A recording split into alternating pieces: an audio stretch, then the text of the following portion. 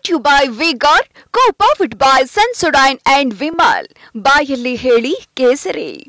Associate sponsor UltraTech cement. H D. ರೇವಣ್ಣಗೆ ಜೈಲು ಪಾಲಾಗಲಾಗಿದೆ. ಎಚ್.ಡಿ. ರೇವಣ್ಣ ಜಾಮೀನು ಅರ್ಜಿ ವಿಚಾರಣೆ ನಾಳೆಗೆ ಮುಂದೂಡಿಕೆಯಾಗಿದೆ. ಎಚ್.ಡಿ. ರೇವಣ್ಣ ಜೈಲು ಪಾಲಾಗಿದ್ದಾರೆ. ಮೇ 14ರವರೆಗೆ ರೇವಣ್ಣಗೆ ನ್ಯಾಯಾಂಗ ಬಂಧನ ವಿಧಿಸಲಾಗಿದೆ.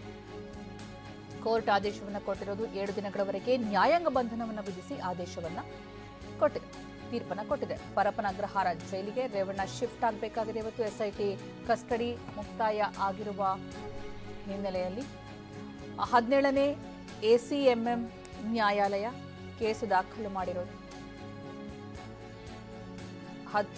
ಎಸಿಎಂಎಂ ನ್ಯಾಯಾಲಯದಲ್ಲಿ ಆದೇಶವನ್ನು ನೀಡಲಾಗಿದ್ದು, ಮಾಜಿ ಸಚಿವ ಎಚ್.ಡಿ. ರೇವಣ್ಣ ಜೈಲು ಪಾಲಾಗಿದ್ದಾರೆ. ಮೇ 14ರವರೆಗೆ ರೇವಣ್ಣಗೆ ನ್ಯಾಯಾಂಗ ಬಂಧನವನ್ನ ವಿಧಿಸಲಾಗಿದೆ. 7 ದಿನಗಳ ಕಾಲ ಪರಪ್ಪನ ಅಗ್ರಹಾರ ಜೈಲಲ್ಲಿ ಎಚ್.ಡಿ. ರೇವಣ್ಣ ಇರಬೇಕಾಗಿದೆ. ಇನ್ನು ಎಚ್.ಡಿ. ರೇವಣ್ಣಗೆ 7 ದಿನ ನ್ಯಾಯಾಂಗ ಬಂಧನ ವಿಧಿಸಿ ಕೋರ್ಟ್ ಆದೇಶವನ್ನು ಕೊಟ್ಟಿರೋದು. ಕೋರ್ಟ್ ಹಾಲ್ನಲ್ಲಿ ಈಗ ಎಚ್.ಡಿ. ರೇವಣ್ಣ ಇದ್ದಾರೆ. ನ್ಯಾಯಾಧೀಶರ ಮುಂದೆ ತಮ್ಮ ಅಳಲು ತೋಡ್ಕೊಂಡ್ರು ಎಚ್.ಡಿ. ರೇವಣ್ಣ. ಇದು ತಗೊಳ್ಳೋಣ. ಇದು ಇನ್ವರ್ಟರ್ ಎಸಿ. ನೀವು ಗ್ಯಾಮ್ಲರ್ ಅಲ್ವಾ? ಗ್ಯಾಮ್ಲರ್ ಜೂಜಾಡ್ತಿರಲ್ವಾ? ನೀವು ಜೂಜಾಡ್ತೀರಾ? ಇಲ್ಲ, ಯಾರು ಏನು ಹೇಳಿದ್ರು ಅಂತ ನೀನು? ಎಷ್ಟು ಕಾಸ್ಟ್ಲಿ ಹಾಗೂ ಡೆಲಿಕೇಟ್ ಎಸಿ ತಗೊಂಡು ಸ್ಟೆಬಿಲೈಸರ್ ತಗೊಳ್ಳಿಲ್ಲ ಅಂದ್ರೆ ಇದು ಜೂಜಾಟ ತಾನೇ. ಒಂದೇ ಫ್ಲಕ್ಚುಯೇಷನ್ ಗೆ ನಿಮ್ಮ ಇನ್ವರ್ಟರ್ ಎಸಿಯ ಪಾರ್ಟ್ಸ್ ಡ್ಯಾಮೇಜ್ ಆಗಬಹುದು. ಅದನ್ನು ವಿಗಾರ್ಡ್ ಉಪಯೋಗಿಸಿ ಸುರಕ್ಷಿತವಾಗಿರಿಸಿ. V-Guard, India's number 1 stabiliser. ಯಾವ ರೀತಿ ನಡೆಸಿಕೊಳ್ಳಲಾಯಿತು ಅಂತ ಆದೇಶದ ಪ್ರತಿ ಕೈಗೆ ಸಿಕ್ಕಿದ ಬಳಿಕ ಎಚ್.ಡಿ. ರೇವಣ್ಣ ಜೈಲಿಗೆ ಶಿಫ್ಟ್ ಆಗಬೇಕಾಗಿದೆ. ಕೋರ್ಟ್ ಹಾಲ್ನಿಂದ ಹೊರಗಡೆ ಎಸ್ಐಟಿ ಕರೆತರಲಿದ್ದು ಅಲ್ಲಿಂದ ಜೈಲಿಗೆ ಶಿಫ್ಟ್ ಮಾಡಲಾಗುತ್ತೆ. 7 ದಿನಗಳ ಕಾಲ ನ್ಯಾಯಾಂಗ ಬಂಧನ ಎಚ್.ಡಿ. ರೇವಣ್ಣಗೆ. ಅದಕ್ಕೂ ಮೊದಲೇನಾದರೂ ನಾಳೆ ಜಾಮೀನು ಸಿಕ್ತು ಅಂತಂದರೆ ಜೈಲು ವಾಸ ತಪ್ಪಬಹುದು. ಆದರೆ ಒಂದು ವೇಳೆ ಜಾಮೀನು ತಿರಸ್ಕಾರ ಆಯಿತು ಅಂತಂದರೆ ಆವಾಗ ಜೈಲಲ್ಲೇ ಕಾಲ ಕಳಿಬೇಕಾಗುತ್ತೆ. ಮತ್ತೆ ಅವ್ರನ್ನ ಕೋರ್ಟ್ ಮುಂದೆ ಹಾಜರುಪಡಿಸಬೇಕು. ಮತ್ತೇನಾದರೂ ನ್ಯಾಯಾಂಗ ಬಂಧನಕ್ಕೆ ಕಂಟಿನ್ಯೂ ಮಾಡಿದ್ರೆ ಇನ್ನಷ್ಟು ದಿನಗಳ ಕಾಲ ಪರಪ್ಪನ ಅಗ್ರಹಾರ ಜೈಲೇ ಗತಿಯಾಗಬಹುದು. ಸದ್ಯಕ್ಕೆ ಈಗ ಜನಪ್ರತಿನಿಧಿಗಳ ವಿಶೇಷ ಕೋರ್ಟ್ನತ್ತ ಎಲ್ಲರ ಚಿತ್ತ, ಎಚ್.ಡಿ. ರೇವಣ್ಣ ಚಿತ್ತ. ಯಾಕಂದರೆ ಇಲ್ಲಿ ನಾಳೆ ಜಾಮೀನು ಅರ್ಜಿ ವಿಚಾರಣೆ ಇದೆಯಲ್ಲ, ಅದು ರೇವಣ್ಣ ಭವಿಷ್ಯ ನಿರ್ಧಾರ ಮಾಡುವಂತಹ ವಿಚಾರಣೆ. ಜಾಮೀನು ಸಿಗತ್ತಾ ಇಲ್ವಾ ಅನ್ನೋದು. ಯಾವುದೇ ಕಾರಣಕ್ಕೂ ಜಾಮೀನು ಕೊಡಬೇಡಿ ಅಂತ ಎಸ್ಐಟಿ ಮನವಿ ಮಾಡಿಕೊಂಡಿದೆ. ಪ್ರಭಾವ ಬೀರುವಂತಹ ಸಾಧ್ಯತೆ ಇದೆ ಪ್ರಕರಣದಲ್ಲಿ.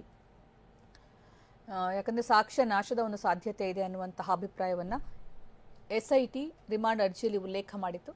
ಅದರಲ್ಲಿ ಎಚ್.ಡಿ. ರೇವಣ್ಣ ಪರ ವಕೀಲರು ವಾದ ಮಂಡನೆ ಮಾಡೋ ಸಂದರ್ಭದಲ್ಲಿ ಇಲ್ಲಿ ಜಾಮೀನು ನೀಡೋದು ಒಳಿತಾಗುತ್ತೆ. ಯಾಕಂದರೆ ಇಲ್ಲಿ ಎಚ್.ಡಿ. ರೇವಣ್ಣ ಅವರು ಅನಾರೋಗ್ಯದಿಂದ ಬಳಲ್ತಾ ಇದ್ದಾರೆ. ಜೊತೆಗೆ ತನಿಖೆಗೆ ಸಹಕರಿಸಿಲ್ಲ ಅಂತ ನಕಾರಾತ್ಮಕವಾಗಿ ಪ್ರತಿಕ್ರಿಯಿಸಿದ್ರು ಅಂತ ನೀವು ಹೇಳೋದಕ್ಕೆ ಸಾಧ್ಯ ಇಲ್ಲ. ತಪ್ಪೇ ಮಾಡದೆ ಒಪ್ಕೋಬೇಕು ಅಂತ ಒತ್ತಾಯ ಮಾಡೋ ಹಾಗಿಲ್ಲ ಅಂತ ಹೇಳಿ ಸುಪ್ರೀಂ ಕೋರ್ಟ್ನ ತೀರ್ಪನ್ನು ಕೂಡ ಒಂದು ಉಲ್ಲೇಖ ಮಾಡಿದ್ರು ಮೂರ್ತಿ ನಾಯಕರು, ರೇವಣ್ಣ ಪರ ವಕೀಲರು. ಹಾಗಾಗಿ ಇಲ್ಲಿ ಜಾಮೀನು ನೀಡಬಹುದು. ಅಷ್ಟೆಲ್ಲ ಹೊಳೆನರಸೀಪುರ ಠಾಣೆಯಲ್ಲಿ ಇನ್ನೊಂದು ಕೇಸ್ ಇದೆ ಅಂತ ಎಸ್ಐಟಿ ರಿಮಾಂಡ್ ಅರ್ಜಿಯಲ್ಲಿ ಉಲ್ಲೇಖ ಮಾಡಿದ್ದಕ್ಕೆ ಆ ಕೇಸ್ನಲ್ಲಿ ಜಾಮೀನು ನೀಡದೇ ಇರುವ ರೀತಿಯ ಅಪರಾಧಗಳು ಯಾವುದೂ ಇಲ್ಲ ಎಚ್.ಡಿ. ರೇವಣ್ಣ ವಿರುದ್ಧ ಅಂತ ಎಚ್.ಡಿ. ರೇವಣ್ಣ ಪರ ವಕೀಲರು ವಾದ ಮಂಡನೆ ಮಾಡ್ತಾರೆ. ನಂತರ ಎಚ್.ಡಿ. ರೇವಣ್ಣ ಅವರ ಹತ್ರನೇ ನ್ಯಾಯಾಧೀಶರು ಕೇಳ್ತಾರೆ, ನಿಮ್ಗೆ ಏನಾದ್ರು ಸಮಸ್ಯೆ ಆಯ್ತಾ ವಿಚಾರಣೆಯ ಸಂದರ್ಭ ಅಂತ. ಹಾಗೆ ಎಚ್.ಡಿ. ರೇವಣ್ಣ ಒಂದಷ್ಟು ವಿಚಾರಗಳನ್ನು ಹೇಳ್ತಾರೆ. ಅನಾರೋಗ್ಯ ಕಾಡಿತ್ತು, ಆದರೆ ಆಸ್ಪತ್ರೆಗೆ ಅಡ್ಮಿಟ್ ಮಾಡಿಲ್ಲ ಅಂತ. ಜನಪ್ರತಿನಿಧಿಗಳ ವಿಶೇಷ ಕೋರ್ಟ್ನತ್ತ ರೇವಣ್ಣ ಚಿತ್ತ. ನಾಳೆ ವಿಶೇಷ ಕೋರ್ಟ್ನಲ್ಲಿ ಜಾಮೀನು ಅರ್ಜಿ ವಿಚಾರಣೆಗೆ ಬರಲಿದೆ. ನಾಳೆ ಗೊತ್ತಾಗುತ್ತೆ ಎಚ್.ಡಿ. ರೇವಣ್ಣ ಭವಿಷ್ಯ ಏನಾಗುತ್ತೆ ಅಂತ. ಇವತ್ತಂತೂ ಪರಪ್ಪನ ಅಗ್ರಹಾರ ಜೈಲಲ್ಲಿ ಎಚ್.ಡಿ. ರೇವಣ್ಣ ಕಾಲ ಕಳಿಲೇಬೇಕಾಗಿದೆ. ಜಾಮೀನು ಅರ್ಜಿ ತಿರಸ್ಕಾರ ಆಯಿತು ಅಂತಂದ್ರೆ ಮೇ 14ರ ತನಕ ಜೈಲು. ಇನ್ನು 7 ದಿನಗಳ ಕಾಲ ಜೈಲಲ್ಲೇ ಎಚ್.ಡಿ. ರೇವಣ್ಣ ಇರಬೇಕಾಗತ್ತೆ, ವಿಚಾರಣಾಧೀನ. ಈ ಸಂದರ್ಭ ಜನಪ್ರತಿನಿಧಿಗಳ ವಿಶೇಷ ಕೋರ್ಟ್ನತ್ತ ಎಚ್.ಡಿ. ರೇವಣ್ಣ ಚಿತ್ತ. ಯಾಕಂದ್ರೆ ನಾಳೆ ಕೋರ್ಟ್ನಲ್ಲಿ ಜಾಮೀನು ಅರ್ಜಿ ವಿಚಾರಣೆಗೆ ಬರುವ ಹಿನ್ನೆಲೆಯಲ್ಲಿ ಮಹಿಳೆ ಕಿಡ್ನಾಪ್ ಪ್ರಕರಣದಲ್ಲಿ ಈಗ ಸಂಕಷ್ಟ ಎಚ್.ಡಿ. ರೇವಣ್ಣಗೆ ಸುತ್ತಿಕೊಂಡಿರೋದು. A1 ಆರೋಪಿಯಾಗಿ ಎಚ್.ಡಿ. ರೇವಣ್ಣ, A2 ಆರೋಪಿಯಾಗಿ ಸತೀಶ್ ಬಾಬು. ಇನ್ನು ಸತೀಶ್ ಬಾಬು ವಿಚಾರಣೆ ಕೂಡ ಒಂದು ಕಡೆ ನಡೀತಾ ಇದೆ. ರೇವಣ್ಣ ಮತ್ತು ಸತೀಶ್ ಬಾಬು ಇಬ್ಬರನ್ನು ಒಟ್ಟಿಗೆ ಕೂರಿಸಿ ಕೂಡ ವಿಚಾರಣೆ ನಡೆಸಲಾಯಿತು.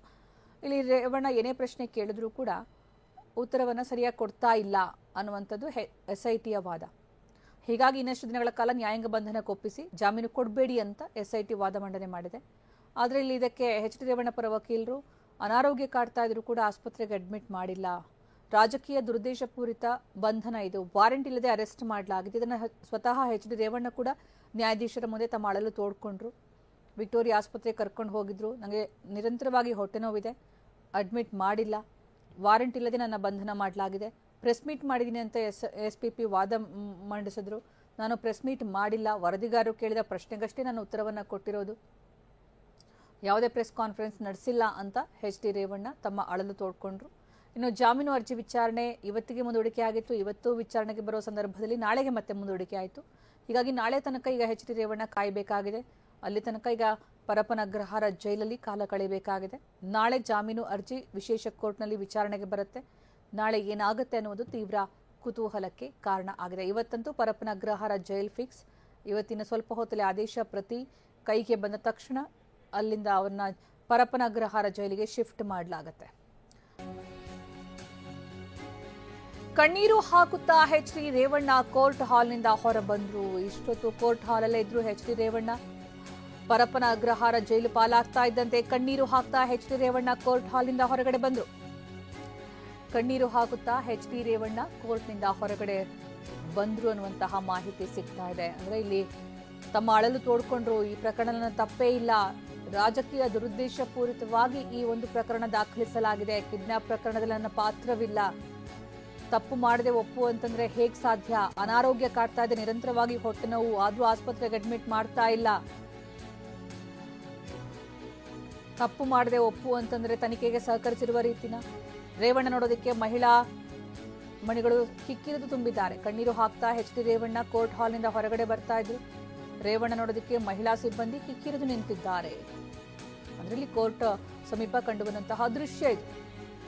ಈ ಒಂದು ಪ್ರಕರಣದಲ್ಲಿ ಮಾಜಿ ಸಚಿವ ಜೆಡಿಎಸ್ ಶಾಸಕ ಪ್ರಭಾವಿ ಕುಟುಂಬದ ರೇವಣ್ಣ ಪರಪ್ಪನ ಅಗ್ರಹಾರ ಜೈಲು ಪಾಲಾಗ್ತಾರೆ ಅಂತಂದ್ರೆ ವಿಚಾರಣೆ ದೇಶದಲ್ಲಿ ಈಗಾಗಲೇ 190 ದೇಶಗಳಲ್ಲಿ ಅವರಿಗೆ ನೋಟಿಸ್ ಹೋಗಿರುವಂಥದ್ದು. ಅದು ಇಂಟರ್ಪೋಲ್ನವರು ಇಶ್ಯೂ ಮಾಡ್ತಾರೆ. CBIನವರು ಅವರಿಗೆ ರಿಕ್ವೆಸ್ಟ್ ಮಾಡಿಕೊಂಡು ಫ್ರಾನ್ಸ್ನಲ್ಲಿರ್ತಕ್ಕಂಥ ಇಂಟರ್ಪೋಲ್ ಹೆಡ್ ಕ್ವಾರ್ಟರ್ಸ್ನಿಂದ ಇಶ್ಯೂ ಮಾಡ್ತಾರೆ. ಅವರು ಆ ವ್ಯಕ್ತಿಯನ್ನು ಯಾರನ್ನು ರೆಫರ್ ಮಾಡಿರ್ತಾರೆ ಆ ವ್ಯಕ್ತಿಯನ್ನು ಆ ದೇಶಗಳಲ್ಲಿ ಹುಡುಕಿ ಸಂಬಂಧಪಟ್ಟವರಿಗೆ ಮಾಹಿತಿಯನ್ನು ಕೊಡ್ತಾರೆ. ಕೊಟ್ಟ ಮೇಲೆ ಅಲ್ಲಿಂದ ಅವರನ್ನು ಕರ್ಕೊಂಡು ಬರೋದಕ್ಕೆ ಇಂಟರ್ಪೋಲ್ನವರು ಎಲ್ಲ ಸಹಕಾರವನ್ನು ಕೊಟ್ಟು ನಮ್ಮ ದೇಶದ ಏಜೆನ್ಸಿಗಳಿಗೆ ಇನ್ಫಾರ್ಮೇಷನ್ ಕೊಟ್ಟು ಕರ್ಕೊಂಡು ಬರ್ತಾರೆ. ನಾನು ಪ್ರಜಾವಾಣಿಯವರಿಗೆ ಅಭಿನಂದನೆಯನ್ನು ಸಲ್ಲಿಸ್ತೇನೆ. ಯಾಕೆಂದರೆ ಭಾಳ ಜನ ಇದು ಈ ಕಾರ್ನರು ಆ ಕಾರ್ನರು ಅದೇನಂತಂಥದ್ದು ಕಾರ್ನರ್ ಅಂತ ಹೇಳಿ ಗೇಲಿ ಮಾಡ್ತಾಯಿದ್ರು.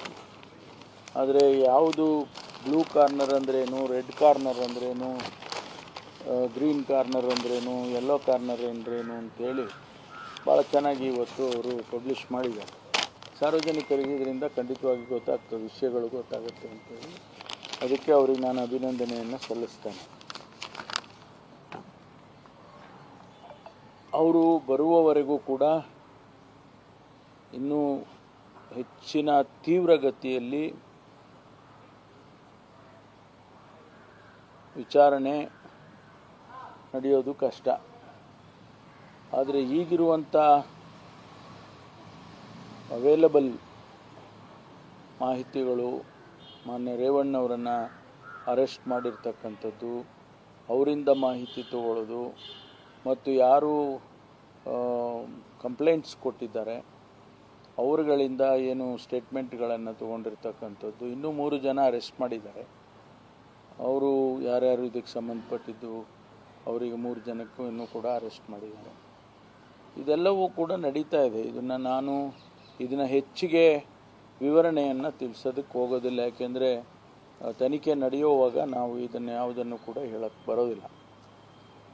ಅವ್ರು ಏನು ಸ್ಟೇಟ್ಮೆಂಟ್ ಕೊಟ್ಟಿದ್ರು, ಯಾವ ರೀತಿ ಇದು ಮಾಡಿದ್ರು, ಅದೆಲ್ಲ ಏನು ಕೂಡ ನಮಗೂ ಗೊತ್ತಿರೋದಿಲ್ಲ. ನಾವು ಏನು ಹೇಳಕ್ಕೆ ಹೋಗೋದಿಲ್ಲ. Brought to you by V-Guard, co-powered by Sensodyne and Vimal. ಬಾಯಲ್ಲಿ ಹೇಳಿ ಕೇಸರಿ. Associate sponsor Ultratech Cement.